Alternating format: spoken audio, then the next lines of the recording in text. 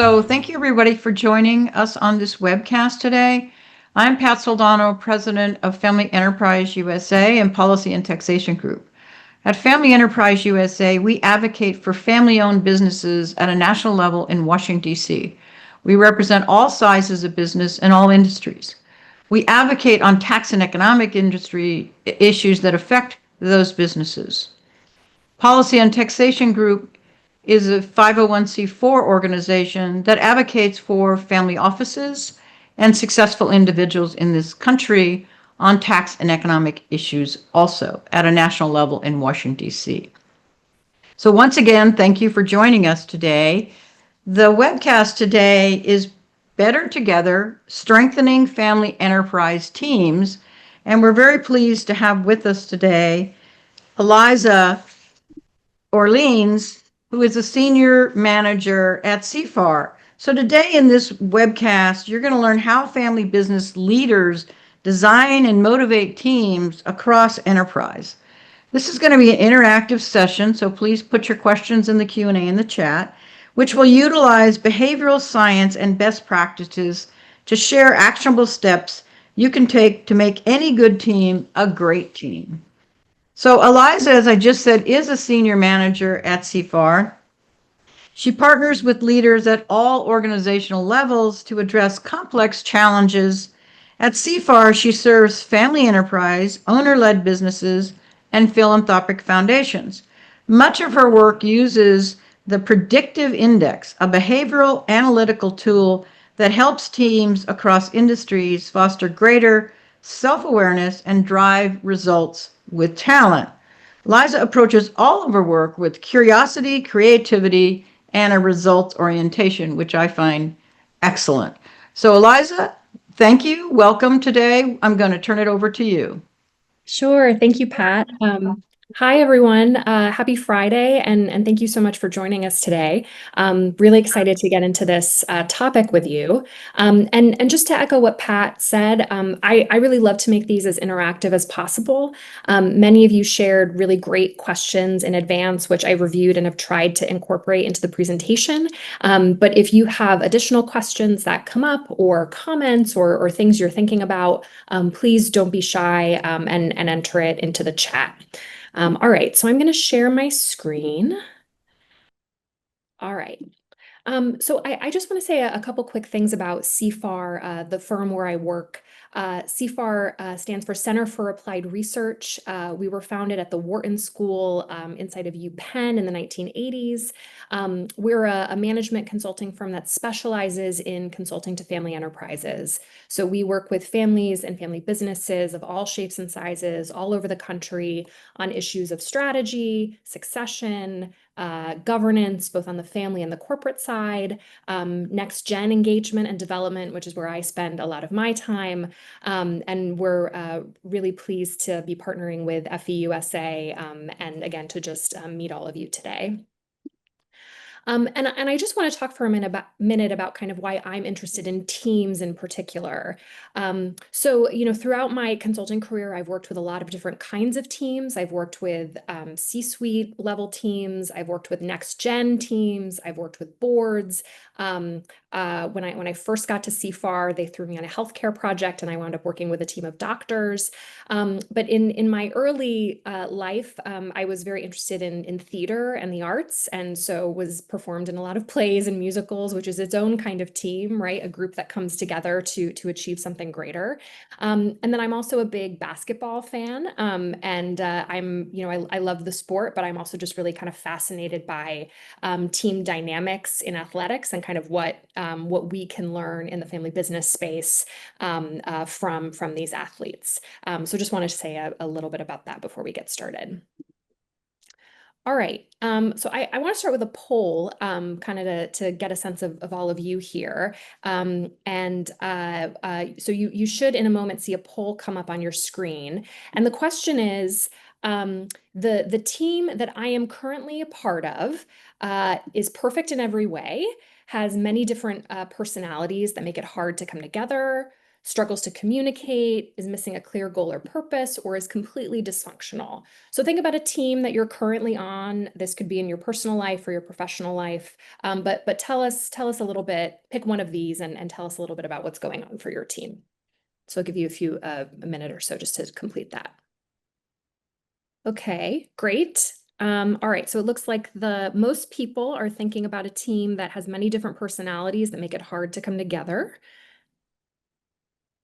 And maybe the runner-up is struggles to communicate. And glad to see not many people said completely dysfunctional. That's good to hear. Although if your team is completely dysfunctional, I think there's plenty to learn in this webinar.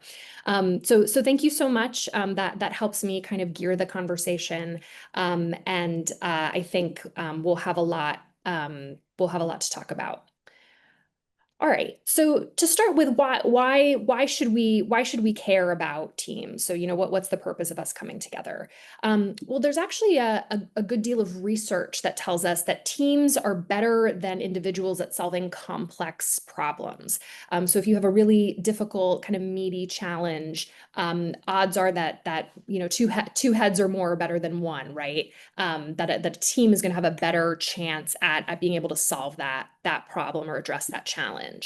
Part of that is because teams are able to call upon various skill sets in order to reach their goals. So if you have a group of people from different backgrounds, different points of view, right, they can bring sort of an amalgam of different skills and areas of expertise to solve a problem, meaning that the solution to that problem is going to likely be more creative and interesting and foolproof, right, based on that variety of skill sets.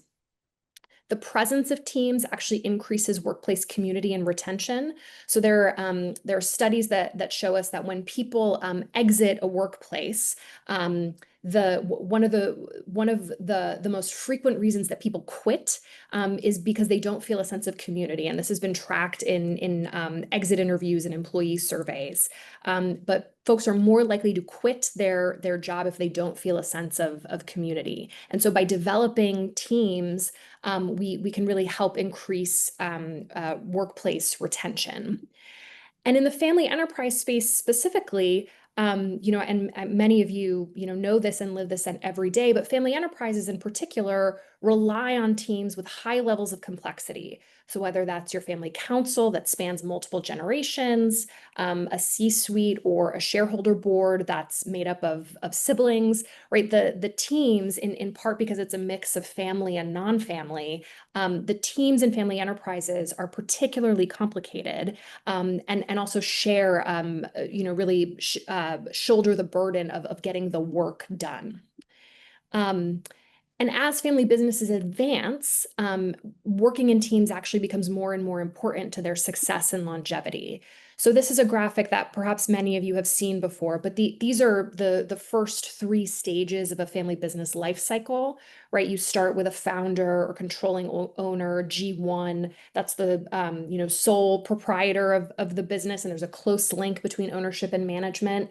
In that first phase, you don't need a team necessarily to get a lot done, right? Because it's very individually centric. It's really the founder kind of driving results with their talent.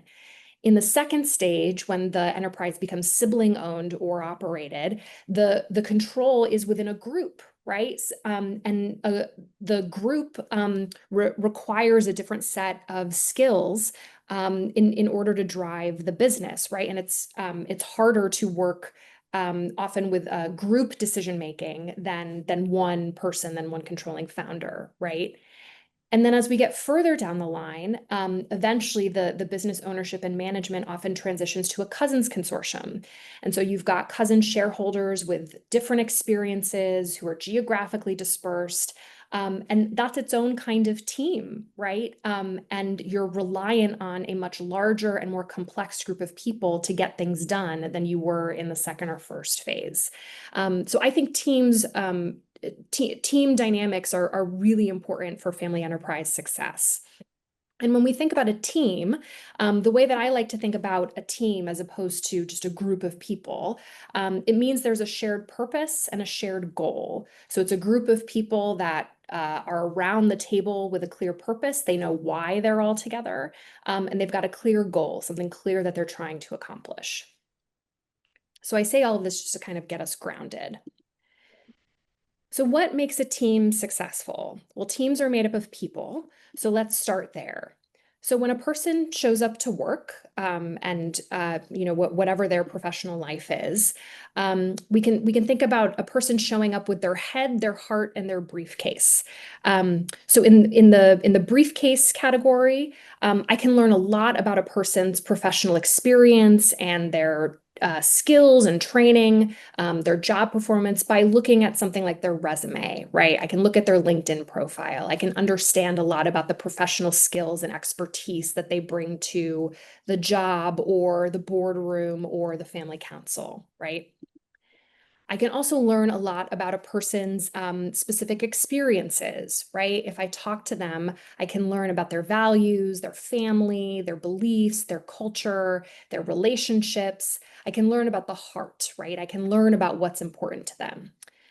But the head, meaning why a person behaves the way that they behave, what drives them, what motivates them, is much more unknown, right? There's not an easy way to necessarily get to know that about a person. But when we think about the science of teams, and how to really take a good team, take a team that's good to a team that's great, we really have to understand that head. We have to understand what drives and motivates someone to behave the way that they behave. And that's really the first step, I think, of making any team better.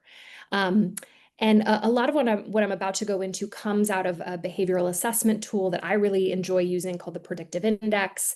I will say there are many assessments on the market. There are a lot of great ones. PI, Predictive Index, is the one that I use. And so happy to share more information about that with you today. But do want to say that there are lots of different opportunities out on the market. So as I said, the head, right, of the head heart briefcase, we want to understand what drives someone, right? Why they behave the way that they behave. So if we break this down even further, think about humans. All human beings have drives, which lead to motivating needs, which lead to behaviors. The easiest way to talk about this is our biological wiring. So as a human being, I am biologically driven to survive, right? That is my drive to survive. It's something innate that we all have. The need, or one of the needs that creates, is the need to eat food and drink water, right? Driven to survive, so I need to eat and drink. And as a result, the behavior is that you might find me sitting at Panera eating a sandwich, right? So this idea of drive, need, and behavior. And if we take this into the work context or the family enterprise context, you might be someone that has a high extroversion drive, right? You might be driven by social interaction. The need that might produce is this need for more face time with people, right? And opportunities to engage socially.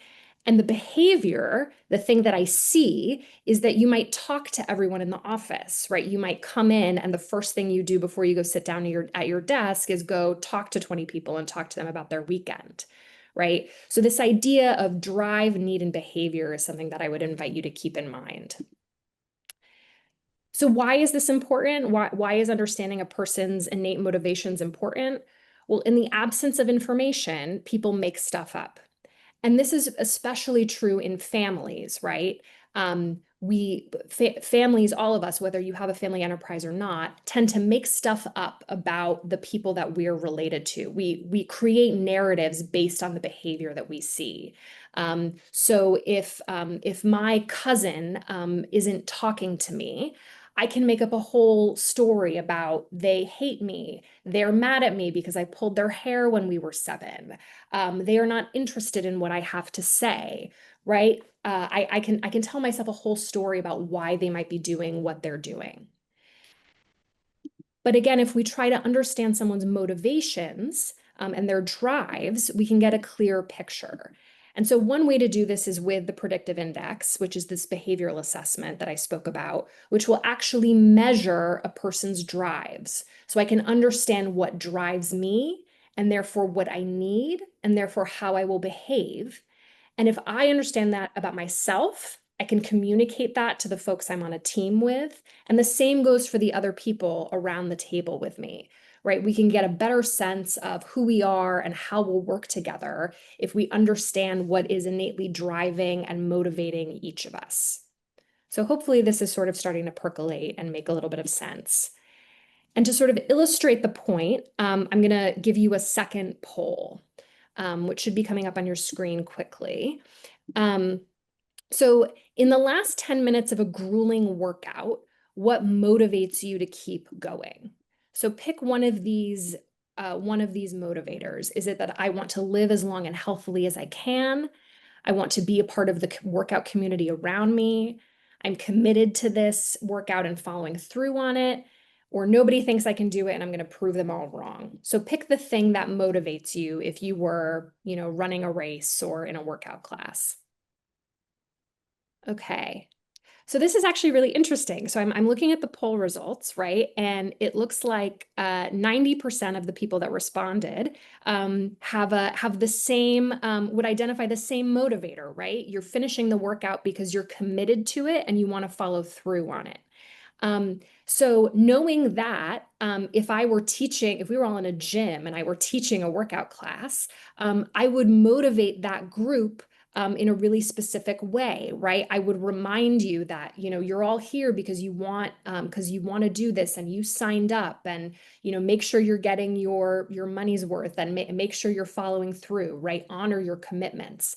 That is a different way of coaching a team that is motivated by living as long and as healthily as I can. If that were the motivator in the last 10 minutes, if I were your fitness instructor, I might say, remember you're doing this for your heart health, and remember you want to see your grandchildren, right? That there's a different script that I might use if I understand what motivates you. And so we can think about that similarly with teams. And so one way to think about this is what separates a good team from a great team. Well, great teams leverage each person's unique wiring. They leverage the unique motivators and drives of everyone on the team. So you think about checkers, right? If you're playing a game of checkers, all the pieces look exactly the same.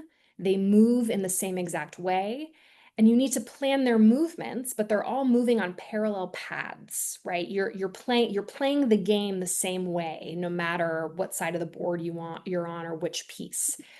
But in chess, it's different, right? Each piece moves in a different way.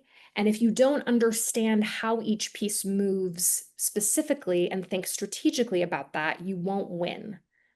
So I encourage you to think about if you're trying to take, a mid-performing team to an excellent one, that's really the key, is to really think about how can I leverage each person's unique wiring and motivate them in the way that they need to be motivated.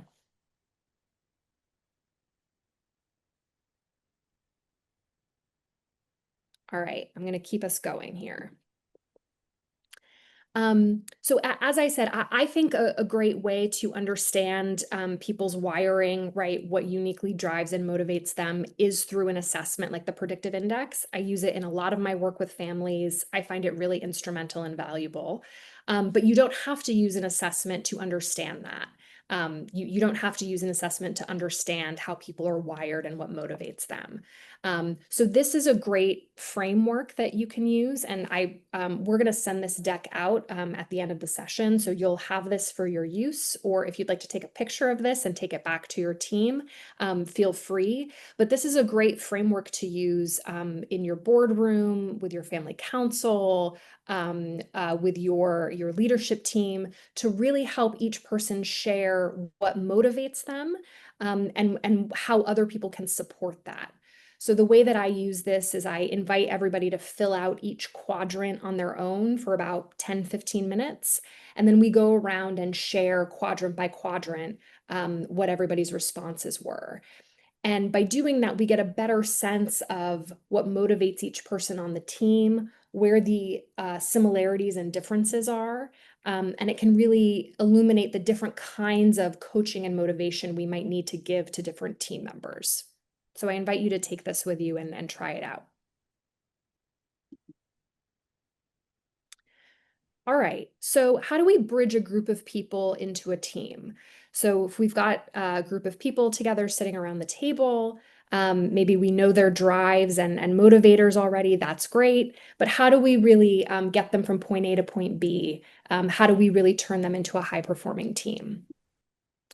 Well, so the first thing that I would counsel, and I counsel many teams that I work with to do this, is the importance of taking time to align around a shared purpose and goal. So, as I said in the beginning, a group of people maybe sitting around the dinner table together, a team knows why they're around the table in the first place, and they're aligned on a common goal. And importantly, in the business context or in the family enterprise context, whatever that team goal is must tie into the business goal. So many of you have probably done strategy work or been part of, strategic planning processes in your companies or on your teams. And one place that strategic planning really goes wrong is they fail to translate the higher level business goals into the team and individual goals. So teams in particular need to see themselves in the strategy, the company-wide strategy, and be able to tie what they're doing to the overarching strategy. So I think that's a hallmark of a great team, is one that takes the time to really do that and understand how their work is tied to the bigger picture. Additionally, if we think about the world of work, um, teams tend to fall generally into one of four quadrants. These are where people tend to skew, again, based on their drives, needs, and behaviors.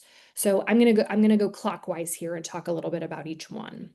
So people who land in the innovation quadrant, these people tend to be very motivated by high level goals, and they tend to be very social. They tend to be big risk takers, right? These are people who are very motivated by innovation, by generating new ideas, and they have a healthy risk appetite, right? They're not afraid to break rules in order to get to their chief goal. So that's one area where individuals tend to fall.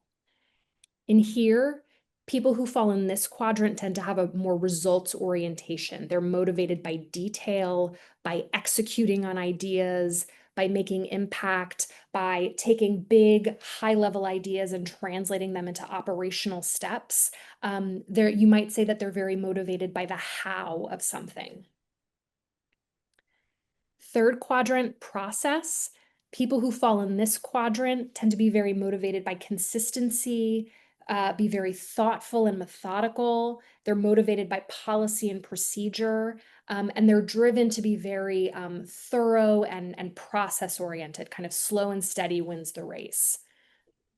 And finally, in this quadrant, individuals who land here tend to be very focused on teamwork, employee engagement, social harmony. They're very extroverted, very relationship oriented, and again, very focused on team cohesion and well-being.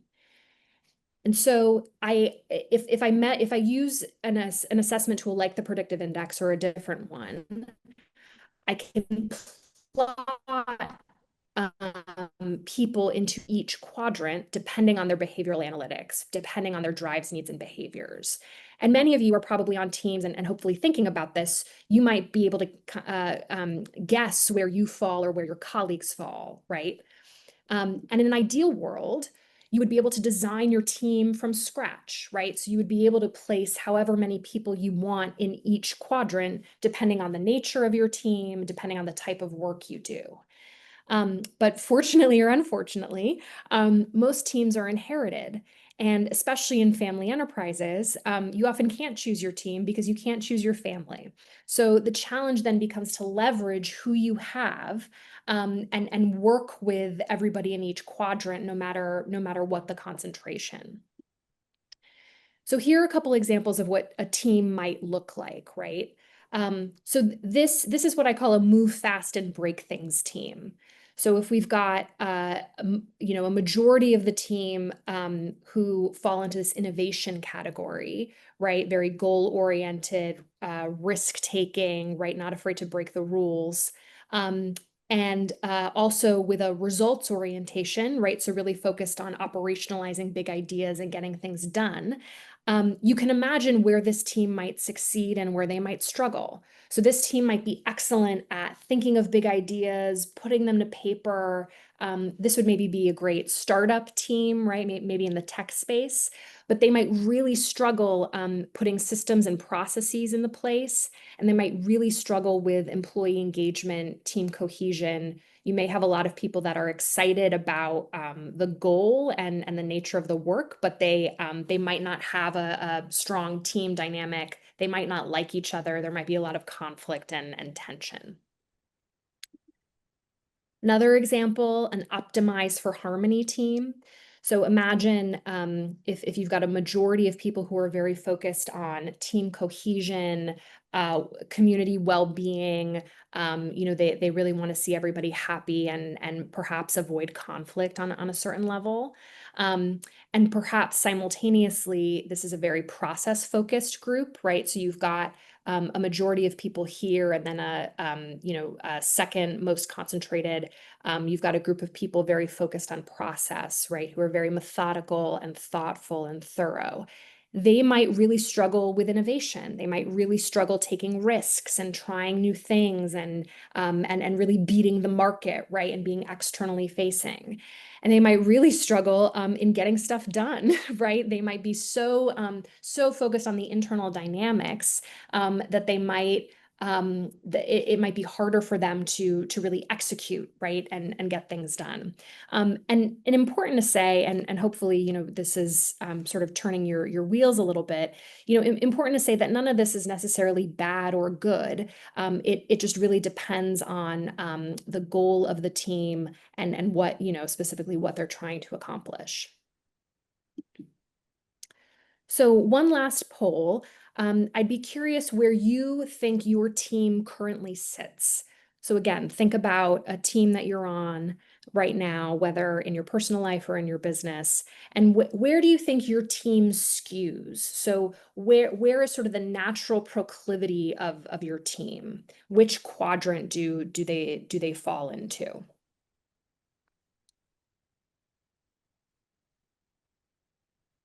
Okay. So it looks like most people here feel like they're on a results-oriented team, which is great. And you can imagine that a focus in any quadrant, it's two sides of the same coin, right? It comes with a strength and a challenge. So I would invite you as you leave here to think about, so where does your team sit? So where are they naturally motivated and most comfortable? And then where do they need to stretch and how might you make that happen? So a team that's results oriented, there might be times where you need to stretch towards being team, oriented towards teamwork and team cohesion and collaboration. And so this slide makes this point that, oops, that part of being on a team involves stretching, right? So we all have to do things that we don't want to do. And anybody who's played sports, right, understands that sometimes we have to flex our skill sets for the betterment of the team, right? And to support the overarching goal. And stretching in some directions is harder or easier for some people. So you can imagine if you're an individual or a team that is very innovation motivated, right? So very goal oriented, very focused on the why of something, very focused on risk taking and kind of trying new things and experimenting. That team is going to have a really hard time flexing with process, right? If I told that team that they needed to invent and systematize a performance management system, that's going to be really difficult for them, right? So the challenge is, how do you help people stretch to different quadrants? And again, the hallmark of great teams is that they motivate individuals in each quadrant specifically, right? So it's like that poll we did, imagining you're all in an exercise class. I can't motivate all of you in the same way, right? I need, as the leader, I need to think about how I'm specifically going to motivate or coach each person on my team depending on how they're wired. So for example, what would motivate a fast-paced innovator to be interested in process, right? Or to pay attention enough to it. So that's that example we were just talking about, right? How do you get an innovative team to pay attention to process and buy into it? Well, you remind them or you tell them that process will help them innovate better and faster, right? So you're playing to their innate drive. You're helping them drive results with their talent. And again, I'm coaching them, right? I'm speaking the language that motivates them. And one other thing I would say about this is that it's important to name barriers and what's needed to overcome them. In our work, we talk about making what is implicit explicit. So if you're on a team, and think about this very fast-paced, innovative team, and everyone hates process and is kind of allergic to it. Sometimes stating that is really important, and sort of naming the dynamic in the room, so that you're not all talking around the point, but you as the leader specifically are really naming the thing that everybody is thinking but not saying out loud. So Eliza, we do have a question in Oh, the sure, chat. sure, yeah. I'm going to read it to you. I hope I understand what Donald is saying. Would it better to assess which two, rather which one of four quadrants is best fit? Would it be better to answer which two, rather which one of four quadrants is best fit? I'm sorry, Donald. I don't know if I totally understand the question. I mean, so what one thing I will say, and let me just go back to this slide so you can see the quadrants. So I mean, often what people do when they have the luxury, right, is they design a team with intentionality, right? So for example, if I'm running a startup, um, I might particularly try to hire people who fall in this quadrant, right? I might measure their behaviors. I might measure their drives, needs, and behaviors, or I might ask them in the interview, right, to sort of get a sense of what motivates them. And I might intentionally hire in that quadrant. Um, that doesn't mean it's a better or worse quadrant, right? It's just what I'm looking for. And I think important to think about, what I think all teams need to play in each quadrant at some point in their life cycle, right? That's part of living in a volatile world, right, where things are changing all the time. So I think important to when you can, when you're fortunate enough to hire and design intentionally for the team you want, that's great. But also think about the other areas where you're going to need to stretch them. So I don't know if that quite answers your question, but if you'd like to email me after, I'm more than happy to talk to you. Eliza, I think what he's saying is, people are a blend. So is it maybe somebody's not one quadrant, they're two quadrants. So there's overlap, as you just pointed out, right? You're not Yeah, just yeah. one quadrant. Yeah, exactly. Yeah, and apologies if I misunderstood. Yeah, and we all know this on the call. People are complicated, right? So that's not to say that one person is only in one quadrant and not the other. It's just about where they're sort of naturally situated, right? So what their natural drive is, just where how they're wired, right? Where it's sort of easy for them to play. So yeah, absolutely, Pat, absolutely. Are there other questions, Pat, that I should answer at this time? No, I think there are some that were in the registration that I Hmm. think were interesting. And so one I'm going to ask you, I think this may be the time to do it. Sure. What is the first thing you do to get family members to see themselves as a team? That's a great question. So what's the first thing you do to get family members to see themselves as a team? I think that the first thing to do is again get really clear on shared purpose and shared goal, right? What's the difference between a group and a team? A group doesn't have a shared purpose or a goal. And I think I think that that's the first thing I would do. And I think particularly with family enterprises, everybody's faiths are intertwined, right? So if the team is not operating on all cylinders, it affects everyone, right? There are not just consequences for an individual, there are consequences for a whole host of people. So that's what I would say. So I'm going to ask you one or two other questions before you get in this case study, but I Sure. realize that this question you might address in the case study. So if you do, just let us know. So it's Okay. how to minimize conflict between family members that lead separate teams. I think that's a really important point because we know that families have conflict. I mean, they all do. Yeah. Yeah, no, that's a great question. So how do you minimize conflict between two family members that are leading separate teams? So I think first of all, back to what I said earlier, in the absence of information, people make stuff up. So if two family members are in conflict, that conflict is certainly not about what happened yesterday. It's often about what happened decades ago. And over time, family members naturally tell themselves stories about what each other is doing and why. Very easy for me to say that, my sister isn't returning my calls because she hates me, right? Or she's not returning my calls because she disagrees with me on this political issue.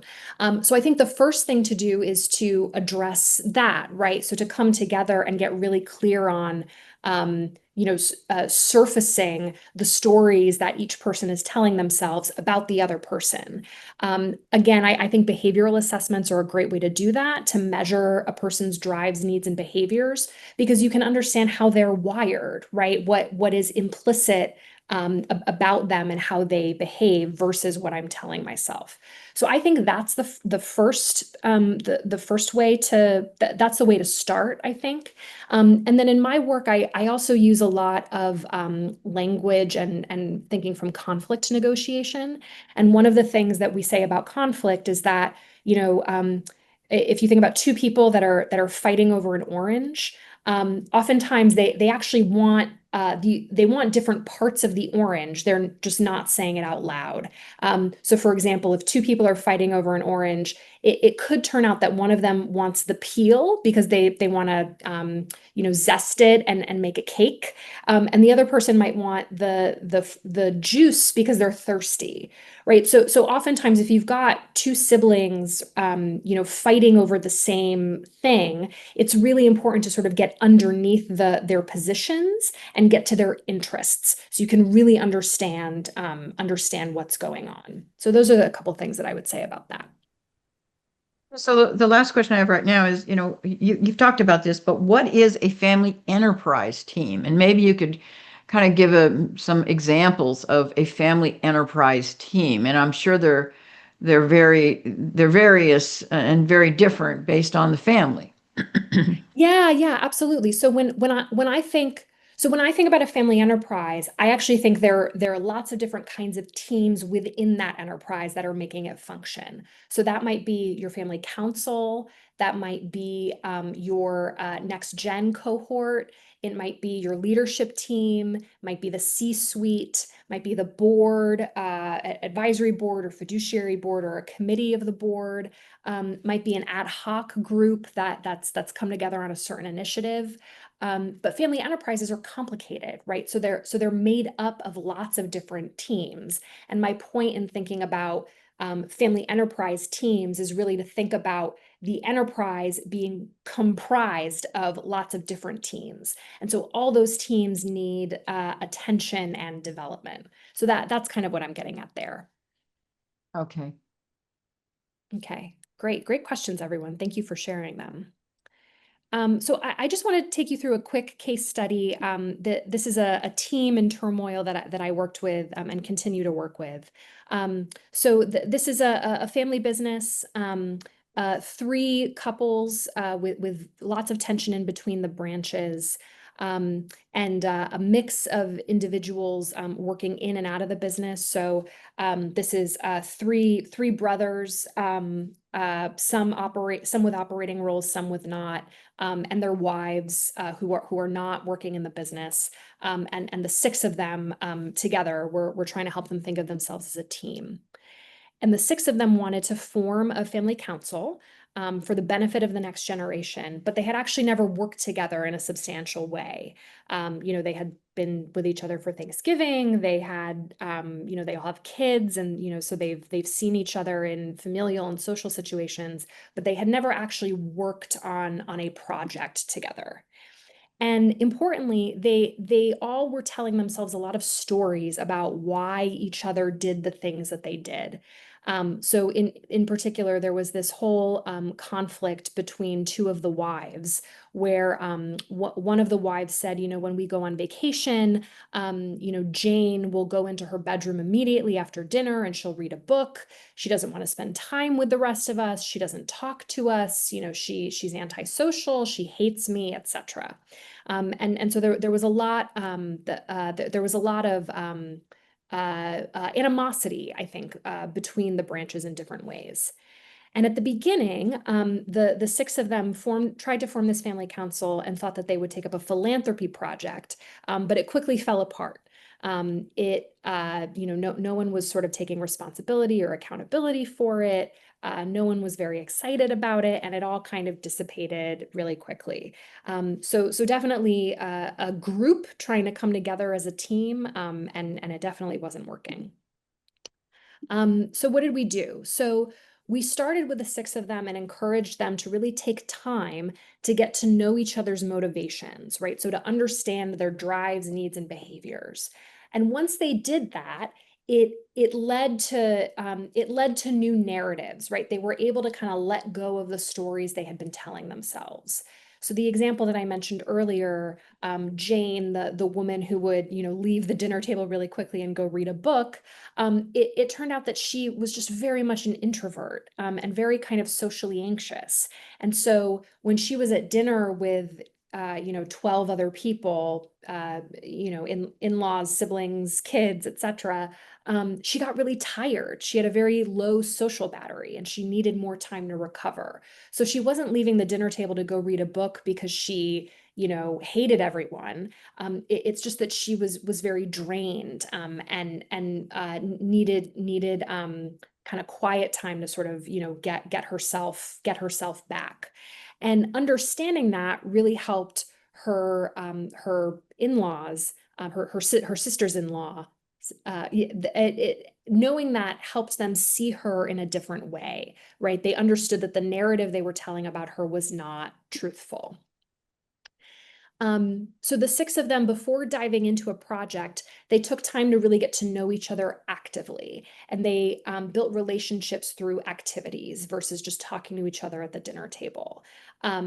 Obviously, meals and family gatherings are great, but I do think that teams who really want to thrive and kind of get to the next level, it's important for them to do something active together. So whether that's a sport or an escape room, pick your activity, but doing something really active and physical together, that puts people out of their comfort zones a bit, can create a new dynamic, and you learn about each other's skills and preferences. You can really foster a deeper appreciation for each other and what they bring to the table. And once they had done all of this, they really sat down and aligned on a purpose statement for the family council that centered their mutual desire to prepare the next generation for stewardship. So they all had different reasons for coming to the table. There were sort of different levels of interest in starting a family council, but what they found that they all had in common, was a goal of future stewardship and responsibility for the business. And they realized that the six of them coming together could really do a lot to prepare the next generation. And lastly, they realized that the philanthropy project was a should do. It wasn't actually something that they were excited about. It didn't really motivate them. And so instead, they took up different initiatives that played to the strengths of different family members. If you think about that circle with the four quadrants, this was a group that really fell into that results quadrant, the bottom right. Really good at executing stuff, and they really liked structure and process, and they really liked having a roadmap and kind of a plan. So what they did was they wound up sort of designing this big family day that had a lot of different activities, helped branches get to people get to know each other across branches, spend time with different people, and they found that kind of community building and gelling for them at this point in time was much more motivating and aligned than the philanthropy project that they had thought about initially. So I hope that this kind of shows you how you might implement or activate some of the things we talked about earlier. Pat, are there other questions before we wrap up? We, we do have a couple. So I would say that one of them, which is a little specific, says, how do you effectively motivate and unify a team following a merger between two family-run businesses, especially when one family is set to fully transition out in the near future? Wow, that's a good question and a tough one. I guess I mean I think this is a complicated one. There's a lot to talk about, but I would say that, you know, especially in an event like that where you've got a merger, I think really important to recast the group as a new team, and not so much think about, you know, this family and that family or that person and this person, but to really think about the group as a new unit, a new team that's starting from scratch, and really come back to shared purpose and shared goal.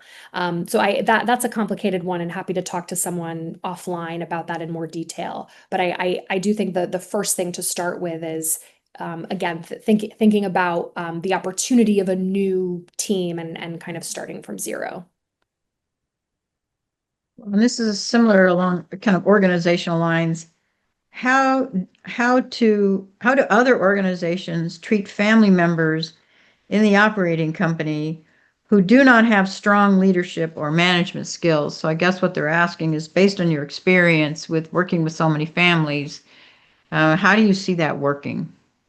Ooh, yeah, that's a tough one. I mean, there are lots of ways to motivate family members who aren't performing well. And you know, I think it um, important to think about the family member as an employee of the business, right? So they shouldn't necessarily get you know, any kind of softer landing because they're a family member. I mean, if they're really not performing, then that's a risk to the business. And so ways to motivate them. I think coaching is a really powerful tool. You know, I think sometimes worth considering if someone is really not performing consistently, they might be in the wrong role. And so sometimes helpful to do sort of a skills audit and a job audit and try to understand, you know, is this person really in the right position for them? Again, this idea of driving results with talent, I think in an ideal world, you want to find roles for people or develop roles for people that really match their strengths. You know, a person with a really low extroversion drive, a person who's very shy and has a low social battery, putting them out on the sales floor is not going to go well, or it's going to take a lot of effort and a lot of kind of elbow grease to help them stretch in that direction. You know, there's also lots of, you know, different kinds of financial incentives you can structure if someone's really not performing, even a family member. But I would really start with you know, thinking about coaching opportunities, mentorship opportunities, finding a mentor for that person, and yeah, also doing a kind of job and skills audit and make sure that they're in the right place. So one of the questions from one of the registrants was, what's happened in the last 10 years in terms of building teams and team strategy generally? Has it changed that much? If so, maybe you could address that. Sure. Also a great question. I think the biggest thing that's changed in teams, and this is true in the family enterprise space, is that because of the COVID-19 pandemic, because of lots of sort of economic volatility in the country, people are really geographically dispersed. And you've got people are not necessarily all around the conference room table or on the shop floor together. People are we've got there's a whole hybrid culture now, right? And in the family enterprise context, that means people have different relationships to the business. So you might have a group of cousin shareholders who did not grow up going to the business every day, right? They may have grown up hundreds of miles away. So I do think that dispersion and that difference of proximity is really challenging for people. And I think that requires more intentionality around teams. It means more time around team development. And it really requires, again, this idea of making the implicit explicit, getting really, really clear, saying the thing that's not being said, because you're not necessarily going to, run into someone in the kitchen, right? Because our workplaces are becoming much more complex. So I think I don't think the strategies have necessarily changed all that much, but I do think there's some more intentionality and nuance required. So I don't see any other. There is one question in the chat that I missed in the beginning, and I'll use that kind of as my closing question here for you, Eliza. Sure. It's from Lyndon, and it said, I would be curious to hear from Eliza how she deploys her MFA theatrical background in the work she does with CFAR, in whatever ways come to mind for her, including team aspects that you mentioned. Sure. Thank you. That's a lovely question. So I have an MFA from the Yale School of Drama. I studied arts management for a long time. I worked in arts and cultural institutions for many years. And so in that context, I would say I had to work on a lot of teams and with a lot of teams. The joke I always make is that I moved from arts management into family business consulting because I just like drama, and I've just sort of found another vessel for it. And there's a lot of truth to that, actually. I mean, I worked with actors, musicians, agents, stagehands, lots of different people with different skill sets, different points of view. And really trying to bring them together to make a company run or get a show off the ground was really challenging. So I think having a sort of tolerance for difference and sometimes chaos and messy stuff, I find that really helpful and instructive in my work. So yeah, thanks for that question. Well, thank you for joining us today. And I don't see any other questions in the chat or the Q&A. So I'm going to wrap this up. Eliza, again, thank you for this presentation. I thought it was fascinating and incredibly helpful for family businesses. I think it was easy to understand, and I'm hopeful that everyone on this call will use the information that you shared with them today. And as you mentioned, it is being recorded. The slides and the recording will be sent out, and then it will also be posted on our YouTube channel. So everyone will have an opportunity to see it again. So once again, thank you all for joining us. And Eliza, thank you for your presentation. Thanks so much. Pleasure to meet all of you.